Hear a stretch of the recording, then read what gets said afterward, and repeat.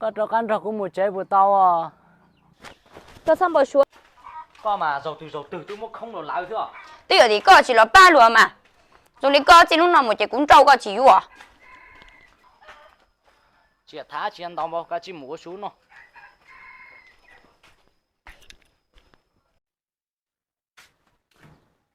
Cái này à, có mua chi nè? Cô chỉ có lầu. Ôi chả có chỉ vô cú nó. Có tôi chỉ cứ nào cứ hào nè. Ôi chả có tiêu chỉ khứ nó khứ hậu. Cú tiêu nên hút cho ở muốn gì là tự nhiên này, li nó chỉnh chỉ khứ thế lo. Tôi giờ lấy con đào cô thấy ở kia, nên nói cho cô muốn gì,แต่cô kia cho tên nhiên lần chỉnh chỉ tao. Thầu cả cô chỉnh sát không thế xin à. Cái này à, thao có sao kia chứ này tao cũng mà sống ở ôi tụi này khứ nó khứ hậu à. Cho cô. Ít tuần này rồi lấy con nhưng không chỉ tao đi à. Cô một bé nữa mà có nhiều khả khí nhiên xin là mà. Cái này à, cái này à. Từ lúc giống câu tạm bỏ lấy coi, ôi chả tới mấy tờ chỉ lò nè. Tôi giờ thấy cô yêu tin rồi, cô chịu bao giờ. Lấy thế à? Ừ.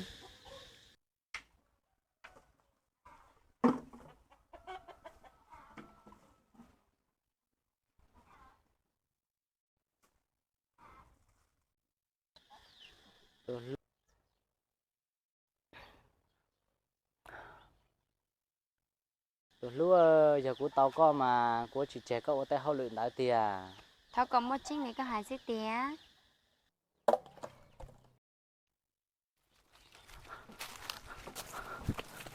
Ôi lấy chạy có tụt chỉ vô trẻ có ở tay tao hậu luyện đại nè. Tên đại chế chỉ xa hai cho li à. Từ lúc. À chị. Có sai tụi tôi cô tụi cô gì tía.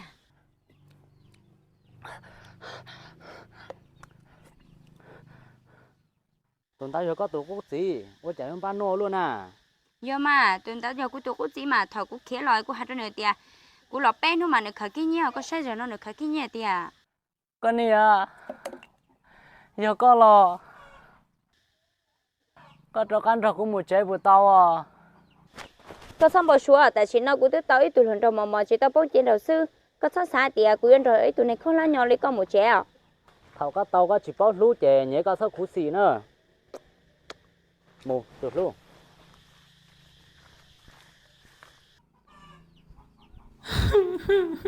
Con nè, cho lần đầu của nhau.